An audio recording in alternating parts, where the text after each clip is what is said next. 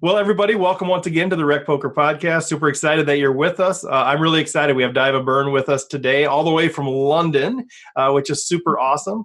I just want to give a quick shout out to our sponsor, Running Aces Racetrack and Casino. Always there for us, sponsoring us for a couple of years here. So thanks to you guys. But I don't want to clutter this front end up with any sort of announcements or anything else. I just want to get into the discussion. Those of you who have been with us for the past few weeks know that we've been tackling this question about women in poker and what's going on. Why are there not that many women? Is it a problem? Is it not a problem? What's happening? Why is this not happening? And so I'm super excited.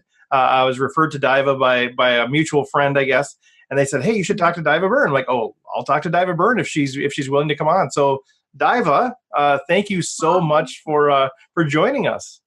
No, thank you for having me, guys. I don't think I ever been on an American podcast before.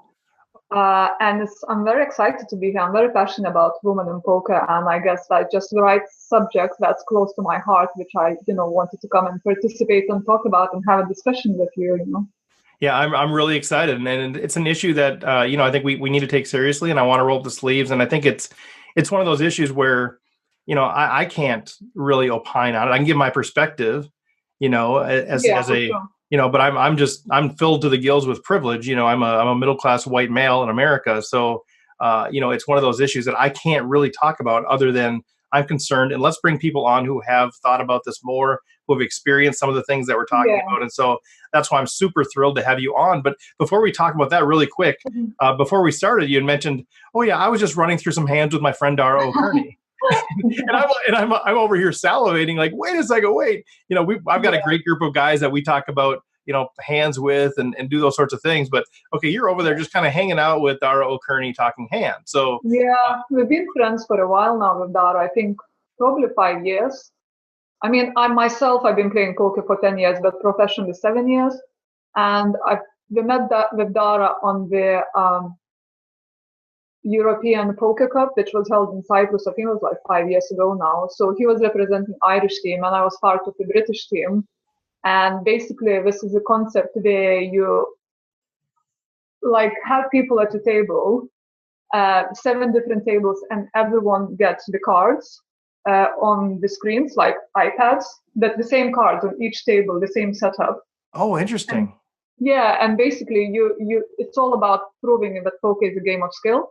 So, and then you play your hand as you would, you think in the most profitable way or the most correct way. And then at the end of the day, you collect the points by winning the most chips at the hand played. So then we compare to different tables, the same player in the same seat, each player played the same hand. And basically, at the end, you get the award such a prize for being the best player of the seat or the best country, by collecting the most points and winning the tournament. So that's where I actually met Dara, and we become friends since then. And we travel a lot together to different poker events. And obviously, we were sponsored by Unibet Poker together, which I, left in March now. And we do have a weekly Skype sessions where we discuss poker and we study together for a few hours, like usually last 3 to 5 hours. And he's been a great mentor. Obviously, I look up to him. He's one of the best in the world. And he's always been there for me, giving me advice and making me a better player. And I'm so very grateful. And he's just a true good friend as well. And it's nice to have someone like that to hang out in poker with, to travel together. Because it can be a lonely game, right?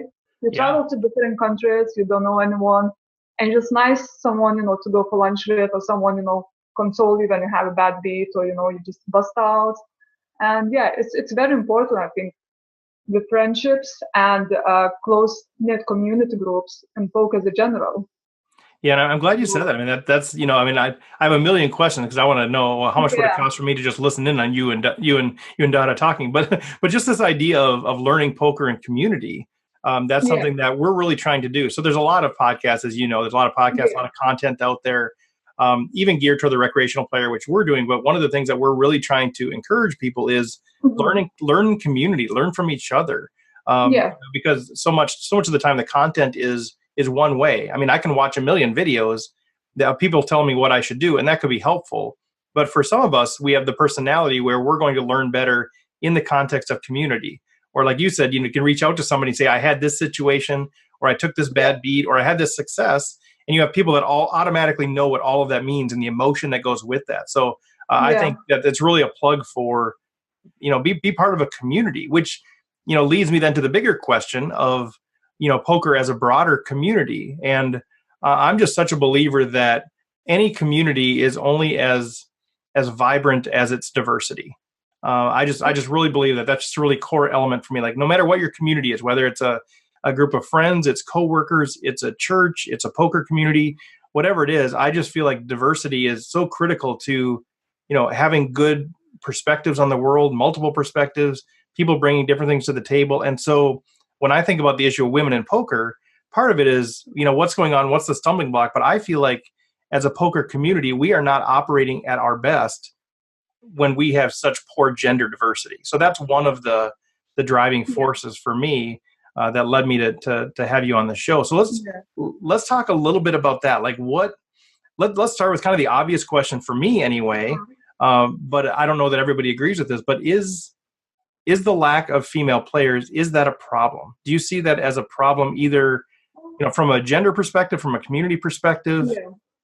I actually, to be really honest with you, I don't really see it as a problem. I don't actually think that problem is right in the world, for this. I think I could just say it's a shame we don't have as much women playing the game currently. But in comparison, like to what happened 5 years ago or 10 years ago, there has definitely been more women than ever. That's a fact, playing poker. If you compare it to 2018. We used to have like 1% and 2% at the WSOP main event, let's say 10 years ago. And last year alone, saw nearly 5% of female players in the main event. So, I mean, that's huge, right? And I've been also running the games, for the ladies events in the last couple of years, organizing them. And I saw the numbers growing, doubling and tripling from the start until the end, in the last 2 years. So it just shows that, there is a demand, there is untapped market, and there is lots of interest. So what do you think is driving? So that's good news, right? I think, one of our famous Americans, Martin Luther King Jr., said the moral arc of the universe is long, but it bends toward justice. So sometimes there's these long, it takes a long time for the wheels of society to turn and those sorts of things. So I'm excited to see that growth is there. I agree with you. It's been kind of flat the last few years, but in general, it's growing. So I agree. I think there's been a massive growth, and especially in the last few years. And it's just like you said, it's going to take time. And I think it's definitely going to grow. It's going to be more diversity, more female players in the future. So what do you feel is accountable for the growth that you have seen? Is that just sort of society catching up, or is there something specific happening? I got, lots of different reasons. Like, why is it been the growth? Because there's lots of fantastic women working very hard in the industry to push more women in poker and to achieve, bigger numbers in the events and just as an industry in general. So we have lots of initiatives, such as, for example, GPI winner Industry Person of the Year, Angelica Hill. She's amazing. She's been pushing for WPT poker ladies brunches, and she's doing last year she ran the inaugural Women's Poker Summit. We have discussed the industry and what can be changed and how can we achieve bigger numbers. And I think also companies is recognizing that it's a market with a big potential, and they're trying harder with their marketing initiatives to target this audience. So, for example, special initiatives like Lady Sit and Goes, special streamed events, workshops. I have a lady, Carrie Jane here locally in London, for example, having a monthly ladies club, which is awesome, and everyone's welcome, regardless if you're experienced professional poker or if you're just beginner. Everyone's welcome to come here and play 10-pound game and just have a, catch up and prosecco and meet the girls. And I got my other friend who's Fiona Sand, and she's massive in Norwegian market, really doing lots of work for the ladies. She's got European ladies and Norwegian ladies groups online, this community. So she organizes, the trips for the ladies to come and play, different events in different countries. So there's like this community, like you said, feel. So you don't have to do this by yourself. You got a big support group and you can join, girls to go and travel together and to go and participate in different events. Who else? Let me think. Oh, my friend Katie Swift as well. She's a Growing or sponsored pro. She's fantastic. She last year ran the biggest ladies event in Europe in Goliath. That's 50-pound buy-in, and it was massive. It was very well advertised. We ran lots of satellites online and especially satellites live. And I guess it's all about that. Just, like doing something special for women, recognizing the players, celebrating their success, and just putting poker in a more positive light for female players or female potential players. So it sounds like you're really encouraged about the direction and the momentum that's there. Yeah, definitely. Yeah. I mean, I myself run Flip Ladies group online, which I started 2 years ago, and it's abbreviation for Fantastic Ladies in Poker. Yep. So it's a closed group just to female, to all the women in poker. We're up to nearly 3,000 members now, and it just shows. I started literally from scratch in March 2 years ago, and we're up to 3,000. So it shows there is like huge growth and there is demand. And what we do in there, we basically celebrate all the women. So anyone who final tables a live event, regardless of the buy-in, it can be £5, $5, it can be 50,000. So high stake rushes such as Bricknell or Lonnie Harwood. So regardless of the buy-in of your location, it can be a local game, it can be WSOP main event. So I make a little post about the person saying what we played, what was the buy-in, and where we finished, and how much we won. And we put a photo of her, and all the girls can get in, congratulate, and they can say nice things about her, ask her questions, like how did you find, like the heads up, what part was the hardest, like any tips. So trying to create this engagement between women and also hear all about experience, what it's like playing live. And also we have different initiatives for, 3-year-olds online. I'm trying to come, been running ladies events live, as I said. And so just like creating this community feel. And like I said, the more women hear about the game and that it's okay for them to play and they feel like motivated, I can do it as well, the more of them are going to play and the more updates I'm going to have. And it's kind of like it's a vicious circle, which is trying to create. So I guess that's what I'm trying to do. That's how I'm trying to encourage them and motivate them via Flip Group. I love that. And so is that group available to any female poker player anywhere, regardless of... any female player can join in. Yeah, I mean, if you're a guy, you'll be blocked. You got no luck, so not even try. Right. Don't even try. But if you're a woman, everyone's welcome. Just come on Facebook, type in Fantastic Ladies in Poker, and just send the request and I'll approve it. So do that, you guys. All you gals that are out there listening, or if you know gals that are in the game, that are trying to learn the game, or want to be connected with other women, Fantastic Ladies in Poker on Facebook. Do that, and Daiva will let you in. And then you can have that bigger community. So when you think about, I mean, obviously it's a lot of great things, a lot of encouragement happening there. I think you're doing your part, which is phenomenal. I love to hear those sorts of stories, about there's momentum there. And again, for me, my motivation is because I just want everybody to feel included in part of what this great game is. That's exactly what I try to do, basically. Yeah. Regardless of nationality, if you're just a beginner, if you're a dealer in the poker industry, or if you're a crusher online or live, I mean, everyone is welcome. Everyone's welcome to share their experience. Everyone's welcome to engage and ask questions and post their own success and share it with the rest of the group. I mean, it's very inclusive and friendly community online for women. Awesome. So when you think about now, if we get into like tournament poker, which me and I think a lot of our audience are exclusive tournament poker, some cash, but talking about the live setting, that's one of the things that comes up a lot in this discussion is a lot of women are not feeling like they're included, or they're being intentionally excluded or berated or somehow there's something intimidating for a lot of women to play in sort of a male-dominated game in a live setting. And so I want to explore that a little bit. There might be differences between the U.S. and the U.K. and where else you play too. So I want to talk about that. But sort of in general, I mean, do you sense that? And are you hearing that? Is that kind of feedback that you get from women? Or what do you feel like is preventing some women from playing in a live male-dominated setting? Sure. I think there are quite a multiple reasons for that. I think when it comes to women, I think one of the key ones being intimidated, not necessarily by male players, but by a large male audience and presence.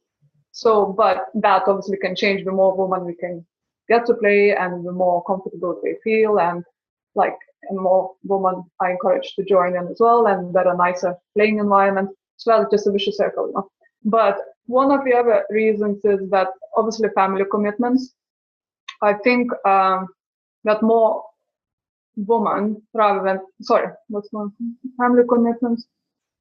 So women are more likely to stop, playing rather than men, because we feel, we need to stay at home with kids, we need to look after the house, and I guess they have this guilt feeling. I think for men it's easier to get away from home and just meet mates or go and do different activities, go and play golf or do sports, or the same, go and play poker, right? I think the woman, they have this connection with kids and family life. I think that's one of the reasons. So sort of, internally they're feeling that, but part of that is built on cultural norms, or that women have historically stayed home more frequently than men. So that's sort of what the normal. Yeah, I think they find it harder, to leave kids behind than men in general, Yeah. Yeah. Okay. Then I guess first-time bad experiences contribute to women not returning to play poker. So, for example, if they get a table with quite loud characters, who hit on them or make misogynistic comments, that obviously puts off a beginner and they don't look to return. So I guess what we could do as an industry, I guess maybe I was thinking, about that recently, the staff such as dealers and tournament directors, but especially dealers, if they see someone being, abused at the table or not treated the way they should, just kind of call the law immediately rather than wait for someone to ask the law. If they see that something is out of order, just interfere and support, the person who is being, abused or being, intimidated. So I was thinking maybe, some kind of extra training for the dealers in relation, not only women, but in general, beginners and new players at the tables. And obviously the same applies, to the rest of the staff. Just be more supportive and more inclusive. And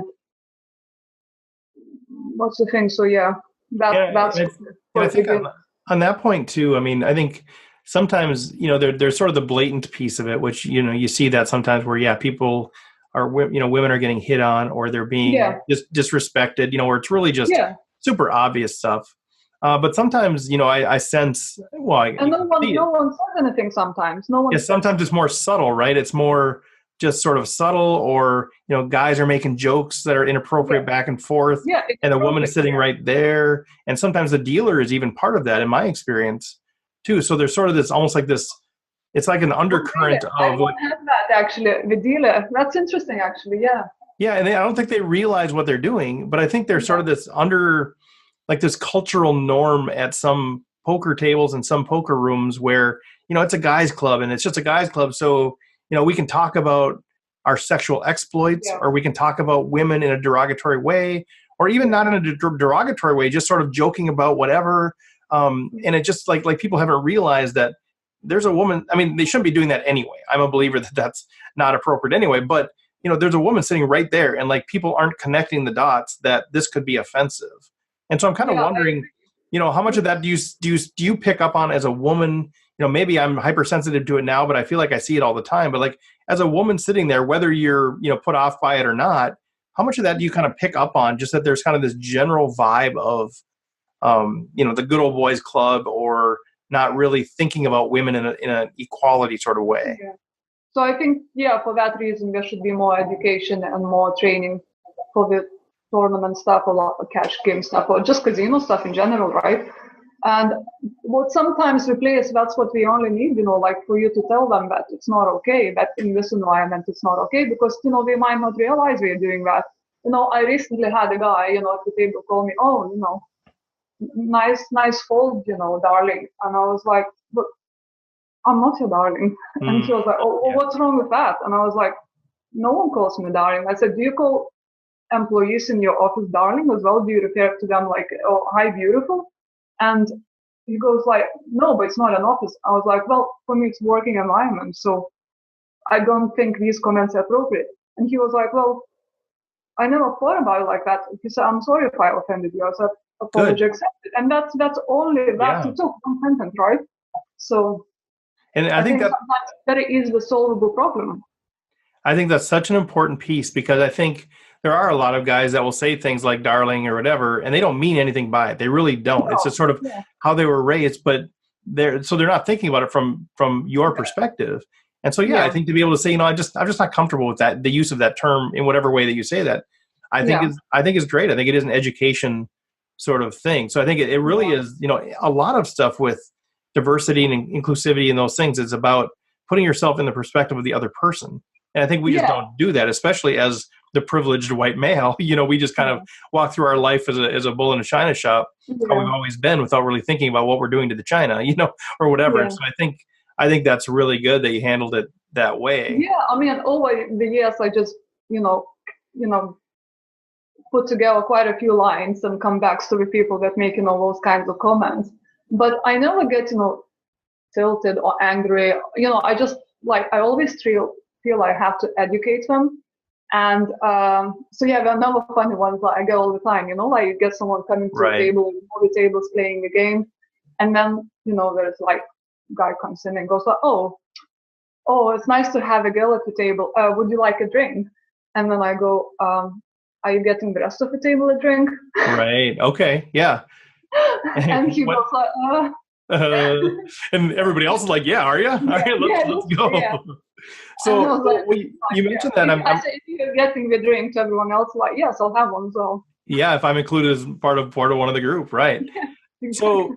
So, I talked to Eileen Sutton. I don't know if you know her as well. Both of you are playing professionally, and you strike me as women who have a very good perspective and who are also mentally tough. You're sort of mentally tough. And I'm kind of curious, do you feel like to be a female, either a professional player or, a really regular recreational player, you just have to have an additional toughness that maybe men don't have to have because of what you face in the environment? Do you feel like you have to be tougher than a male pro emotionally? I don't necessarily agree with that. I think it's just kind of something you develop over time, and you kind of just adjust to the game dynamics and the tables.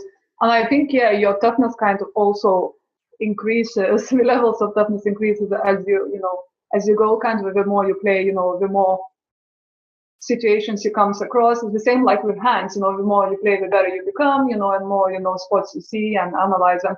It's the same like, live you play and you get different tables, different countries, different people, and you kind of adjust and, and you try to teach them and you become tougher and you don't react to comments anymore, and just I don't necessarily think you have to be tough to start with, but I think you just learn as you go.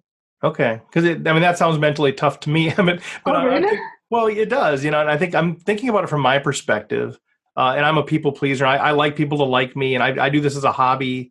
I'm not a professional player. I just like to go, and if it's not fun, I'm like, I don't want to go. I tend to play weekday tournaments more than weeknight tournaments because the people are just more fun. And I was trying to imagine what would it be like if I was the minority and it was sort of a hostile environment. I don't know that I would play as much as I love the game.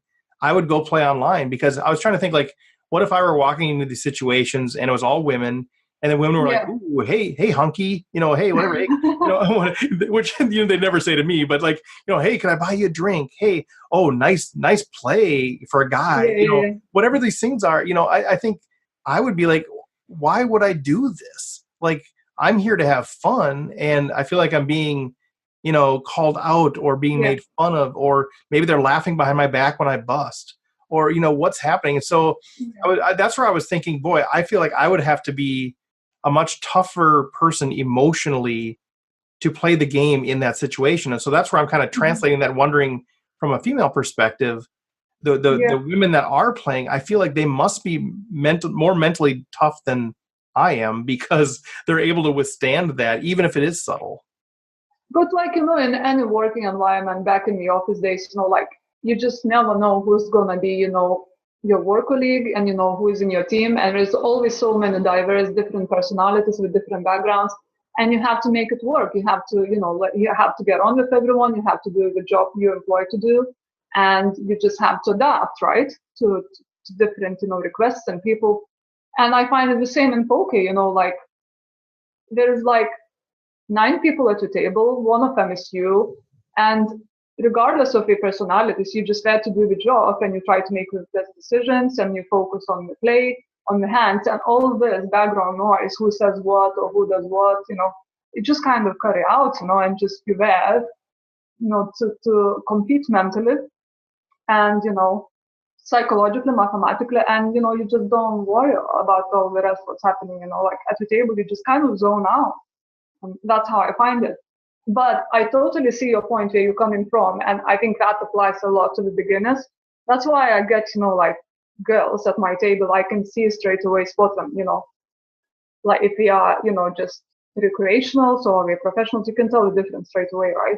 The Yeah. way they look, the way they shuffle the chips, what they say, how we play the hands, I can tell within 5 minutes, And so I always try to be super protective. I feel like it's my job to make the experience as positive as possible, so we can walk away, nice things to say about the game and the people, and that we come back bringing their friends, maybe their spouse, and just got only positive experience.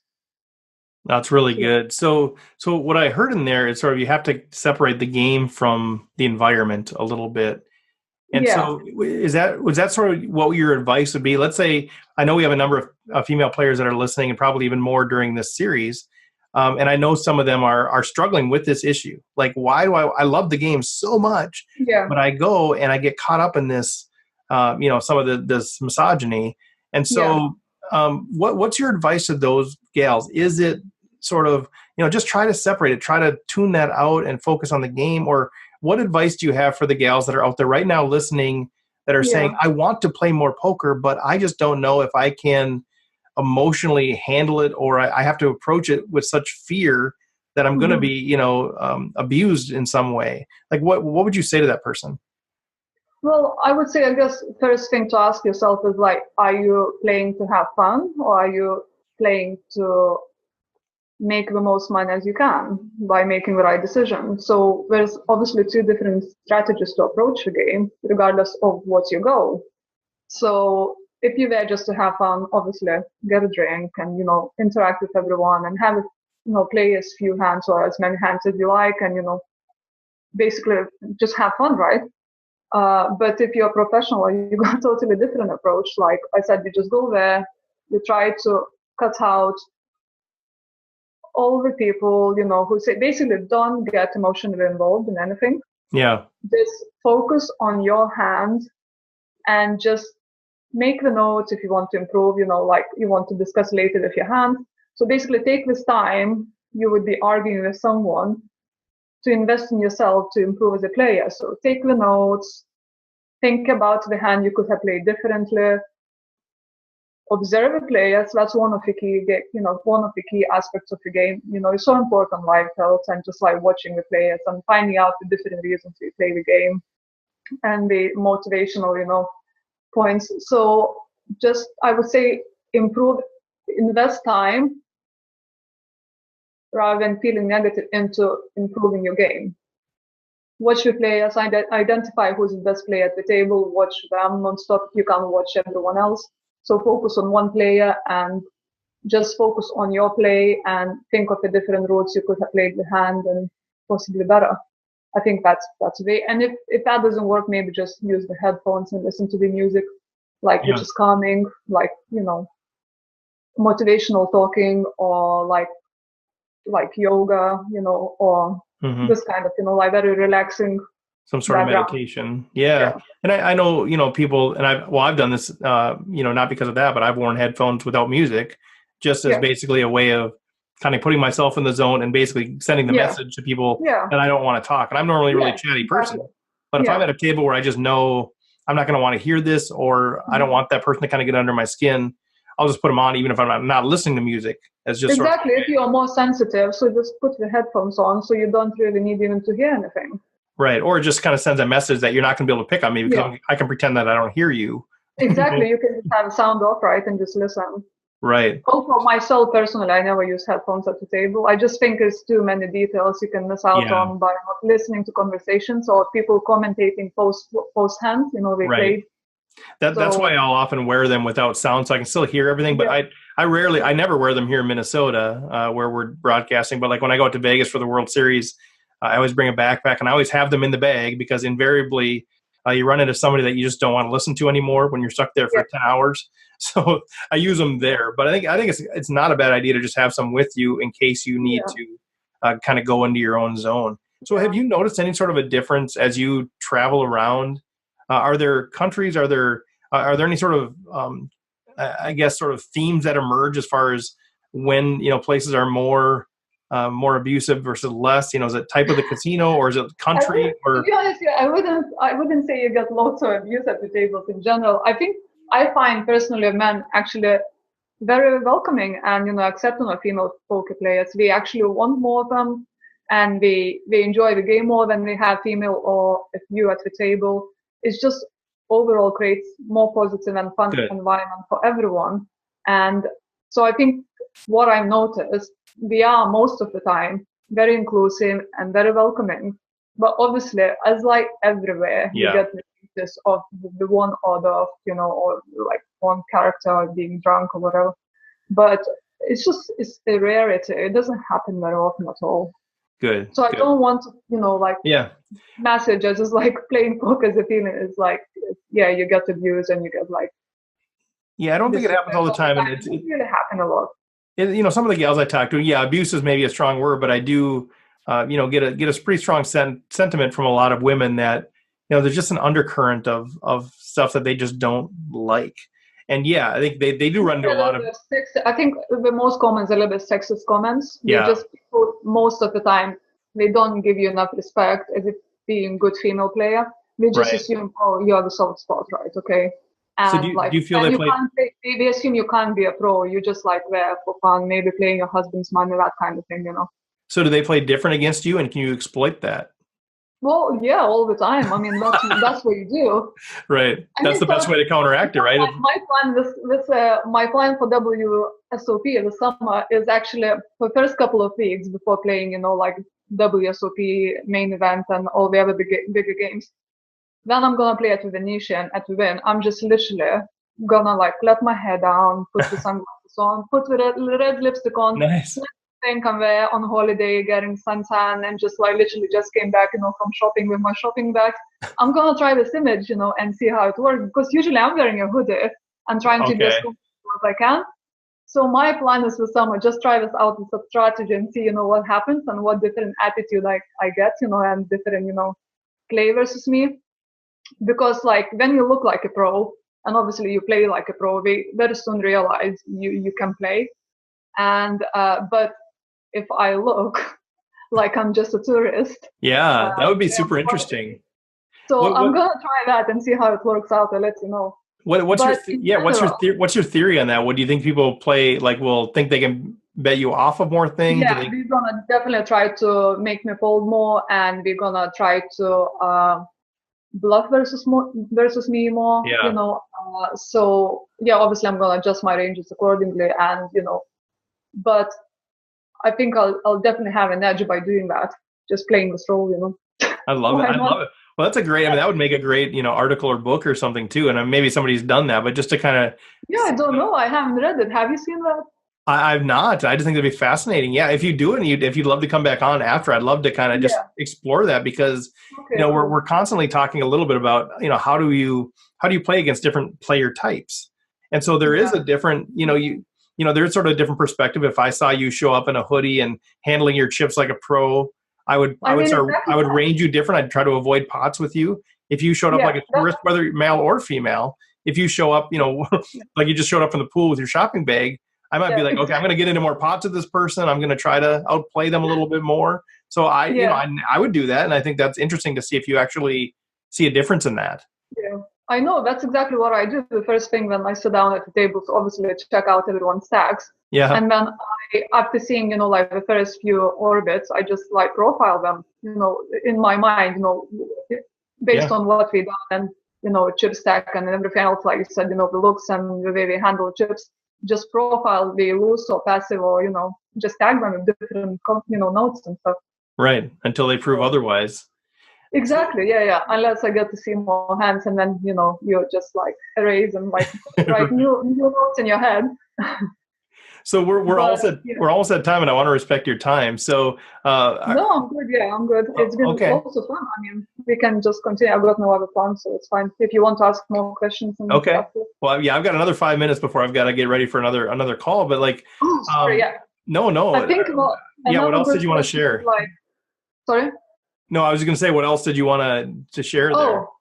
I think another good question is like what we can do more to encourage.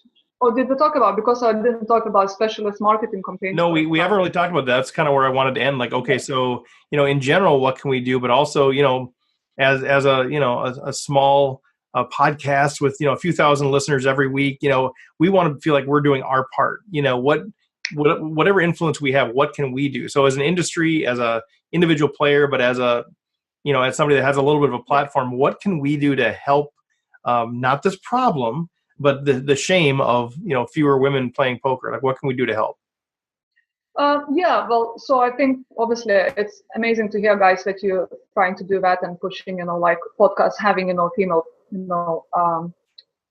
guests, and, you're doing an amazing job. And seeing what else can be done. Obviously, lots of big brands, I think they should just introduce more specialist marketing campaigns as well. More specialist marketing efforts in terms, for example, now when you see, adverts for promoting poker on TV, you see this like person in a hoodie with sunglasses, right? Playing, in a dark, room. Right. Alone in front of computer. But I mean, if I'm here at home, with my kids, I'm thinking, well, it's definitely not the place I want to go. I mean, this is really scary. Like, this game is really putting me off. Like, why do I have to wear glasses and why I have to be, like, mildly lit game, and it's just not very welcoming, right? It's not very inviting. Right. So I think there should be, softer advertising or, kind of more female based, more female targeted. So that's one of the things. And obviously, just what else did I want to say? Like, you're gonna edit it, right? What was that? Edit? You're going to edit this. I don't really edit it much unless there's really a reason to. So, no. Why? What do you want to edit? What do you want to edit away? I'm just saying. I'm trying to think actually. Oh no, we're having a discussion. Nobody expects us to be. Okay. If you listen to us week after week, you'd realize we just have discussions here. It's really about building community. So it's the editing I do is only if like somebody drops the F-bomb, I might take that out, or if somebody says, "Oh shoot, I said something about somebody I didn't want to say," I'll take that out. Otherwise, we just roll with it. I think that's what our people enjoy. So your ums and your ahs, those are all going to be in there for all the world to hear. Oh my God, that's going to be the worst. I think this girl can't talk. So another thing, I think, like, obviously all the live tours should have ladies event, and I think that's very, very important because it targets beginners and like we said, perhaps someone who's not emotionally or mentally strong and who is there for the first time to play poker, they feel more comfortable in a female only environment. And that, I think that's basically the point of the ladies event, and every tour should have that, in my opinion. And then again, all the specialist initiatives such as special games for perhaps International Women's Day, special charity events, for invitational ladies being streamed and everyone can tune in, all the other females back at home, can tune in and see what it's like sitting at the table and, what it's like being there, playing poker, like to see how positive and fun it is. And that's how we should promote the game, really. Okay. Yeah. Good. Yeah. And all the podcasts, I think, like, for example, Sarah Herring is running another fantastic podcast, and Jamie Kirshner. So it's amazing to see all the female, being involved, not only just playing poker, but also representing female in the industry as a general, doing different things to create this hype and attract, a little bit more publicity to female players. Right. And that's one of the things that I love to do too, is, I think, we have trouble getting female guests on the show to talk strategy. And so, the way that the shows kind of work, we have a lot of guys that have come on the show, a lot of big name guys, and we talk strategy and all those things. And then when, to try to get women on the show, they end up talking, about things like this, issues of women in poker, which is phenomenal. But I think, one of the things I really want to do is start getting women more involved in the strategy pieces, because they think about the game just as well as guys, but for whatever reason, because I think if women see women talking strategy and those sorts of things, I think that helps them feel like they belong if they want to talk strategy as well. I think that's a great idea, and I'm actually already doing that with my mates at the GPI podcast of the year, Chip Race. So I'm actually one of the contributors for the Chip Race strategy segment, and I'll do that usually with Dara.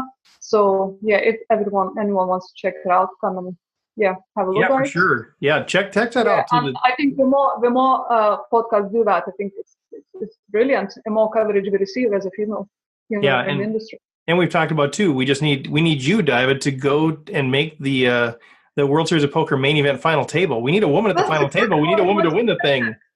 Let's go. Do you know that the last woman actually to make the main WSOP main event final table was in 1995? Yeah. The only female player to ever make the final table. I know, and like a few years ago, was it Gail and I forget who they were, finished 11th and 12th or something, right on the cusp of. Yeah, it always happens, like just outside. Yeah. The table, but the final table, usually in the last two tables that we just not made it for the last live or 14 years. So hopefully this year. So why don't you do that? Why don't you do that this year? Why don't you? I will try my best. I am playing the main event. Yeah, I know. So I think you are the person. The time is now for you to win the main event. Bring home the $8 million and create the women in poker boom like Chris Moneymaker did for the average Joe, several years ago. So that's your job now. So you need to win the main event. So now you have your task ahead of you for the summer. But or any other female, I'd be happy to see final tabling. Right, but it might as well be you. Super supportive. Right. I'm always happy to see other female players doing really well. It makes me very happy. Yeah, no, for sure. I agree with that. But might as well be you. Yeah. It might as well. Why not? Are you playing? Are you playing in the? Are you going to be in Vegas? I've never played the main. I've gone out. So 2 years ago, I'm just a pure recreational player. So 2 years ago was the first time I ever went to Vegas in my life. And we went out for the World Series. And I played one bracelet event, but otherwise just like the daily deep stacks and that sort of thing. And just loved it. Oh my gosh, I loved it. It was unbelievable. And so last year we went out there again. Now this year we've got a group of 7 or 8 of us that are going out there. I'm going to play in, I think, 3 of the bracelet events, but the smaller ones, $1,000, just the no limit hold'em, $1,000 buy-in one. So I'm kind of easing my way into it. Yeah, absolutely. Would love to play the main event at some point. Just got to get some World Series cashes under my belt and kind of build up that track record. But no, it's on the radar for sure. Excellent. No doubt you're gonna be doing that in the future. It's just so fun. The most fantastic feeling, it's to me. I describe this to my family and relatives, saying it's like yearly Olympics of poker. Yeah, you get like 10,000 players from different countries of the world there competing for the main prize, which is usually around $10 million for first place, and the glory, of being, the best player in the world. So it's just like attracts such a mix of players. I think like a couple of years ago when I played, I had Paul Wolper, who's obviously one of the biggest MTT crushers in America. He's got 8 million in winnings. And then next door, next to my right, I get a guy who says like, I only play twice a year. I play my local $100 Christmas special, and then I play WSOP main event. I was like, this is amazing. And he was already drinking beer as he played his first hand. I was like, this is going to be fun. And that's to me the big draw of it. Obviously the money, the reality is, I'm not going to win the thing. That's just the reality. But just to be in the mix, like we've talked about, like if I love basketball, I'm not going to be able to go play with LeBron James. I'm not going to be able to go play soccer with Ronaldo. I'm not going to go, just because, I just don't have that ability to do it. But here I am. I can go play in the same tournament. I think you can go play and you win, but you know what happened to John Hess, British guy who came fifth for sure, right. last year. Well, he only plays 20-pound games, equivalent of like $30 games locally, and then he goes there and wins $2 million. Yeah, but just the opportunity to be, to play with the best in the world, where you don't have to qualify. Everyone got a chance to be on a final table. Yeah, I love it. Yeah. It's such a cool thing.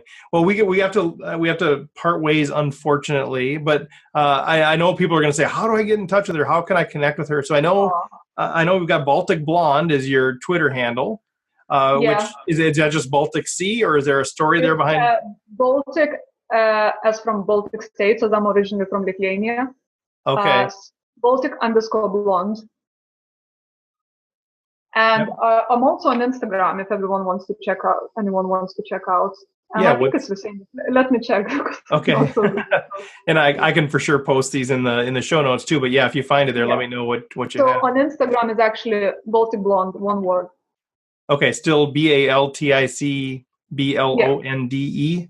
Yeah. But no underscore. So the Twitter has the underscore in the middle. Underscore and Instagram, one word. Okay, fantastic. And then it sounds like we can hear you. I had such a wonderful time. Thank you for having me. Oh, it was so fun. Time just flies by. It was really loads of fun. Thank you. Well, I appreciate you doing that. And for your first American podcast, I had no idea.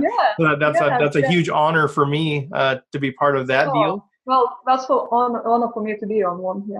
All right. Well, we'll have you on again later. We'll talk some strategy. We'll roll up some sleeves. Yeah, I'm definitely up for talking strategy, Hans, and hopefully catching up what happened in Vegas. Me wearing, like a doll outfit.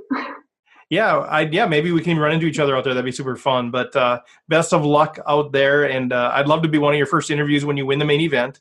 So don't forget the little people when that happens. But yeah, seriously, best of luck on everything, and thanks for your wisdom, thanks for your insight as we try to kind of get our arms around this issue and be a more inclusive community. So I appreciate that. My absolute pleasure, and keep up the good work, guys. All right. Thanks, Daiva. Well, that's it. Thanks to Running Aces, who is our sponsor. Thanks to Daiva for joining us all the way from the UK. We figured out the time commitment, and we'll catch you next time, everybody. Good luck on and off the felt.